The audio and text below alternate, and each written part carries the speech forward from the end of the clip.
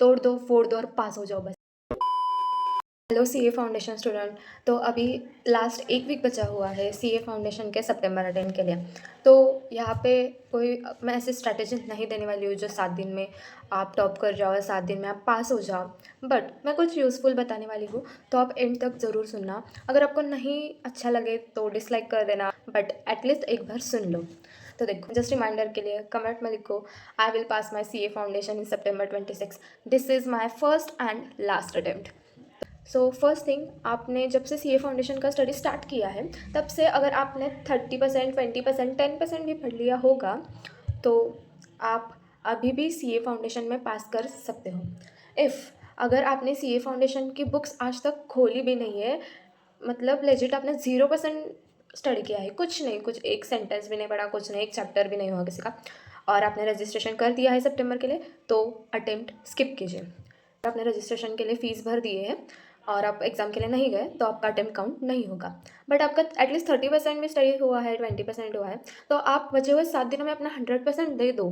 Like not only 7 days, आप अगर अभी से 4 दिन तक 100% लाइक 12 आवर्स डेली पढ़ लो अच्छे से टाइम टेबल लेकर। एक डे लाओ, second day account, third day QS, 2 subject में 70 लाओ और 2 सब्जेक्ट में एटलीस्ट 45-50 तो ला ही सको।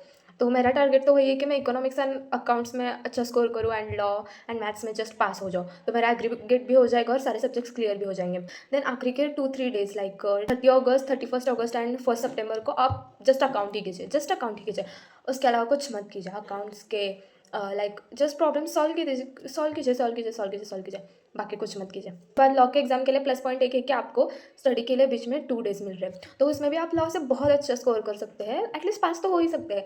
अगर आपने एक दिन में अगर यहाँ पे कर लिया, अगर आपने एटलीस्ट 4 चैप्टर तो लॉ के कर लिए तो हो जाएगा। एक दिन में आप रिविजन कर लीजिए, सेक्शंस और कीवर्ड्स याद कर लेंगे और writing practice. Law and accounts में writing practice is main most important. Then Q A के बीच में एक डे है तो उसमें आप फॉर्मूलाज और जस्ट सॉल्व करते जाइए।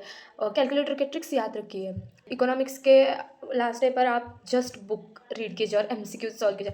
आपकी पूरी आईसीआई के मॉड्यूल के सारे एमसीक्यूज आपको एक बार तो सॉल्व करने ही होंगे। लाइक मतलब कुछ भी हो जाए बट आईसीआई के मॉड्यूल के एमसीक्यू, इको एंड क्यूए के सारे सॉल्व होने चाहिए, सारे, आई एम सेइंग सारे, नॉट एक भी मिस नहीं होना चाहिए। तो हो जाएगा इससे, ठीक है।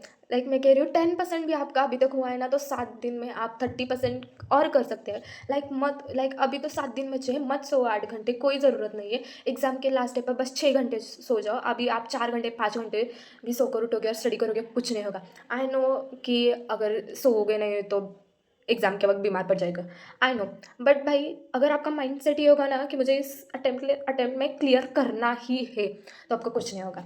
आई गारंटी यू आपको कुछ नहीं होगा।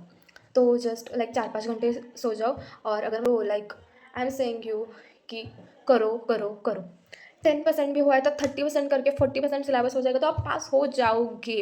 लाइक वेटेज वाइज टॉपिक्स लो सारे सब्जेक्ट से और फाड़ दो ये अटेम्प्ट में, तोड़ दो, फोड़ दो और पास हो जाओ बस। आपको इंटर में जाना ही है कुछ भी करके। आप अब आगे ये अटेम्प्ट फेल नहीं हो सकते।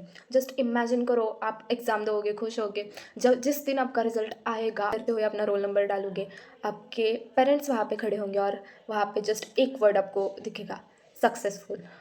वो खुशी जस्ट इमेजिन करो और स्टडी के लिए स्टार्ट करो नाउ। अभी स्टडी स्टार्ट करो, तो स्टार्ट करो। और अगर आपको सारे सब्जेक्ट के एबीसी एनालिसिस चाहिए, लाइक वेटेज वाइज कौन से चैप्टर अभी 7 दिन में हो जाएंगे, तो आप वो कमेंट में लिख देना, मैं उसकी वीडियो 1-2 दिन में डाल दूँगी। So all the best to every student. I am also trying, you also try your best, give your 100% in exam and we will pass this exam and I know we all pass in this attempt. Bye bye.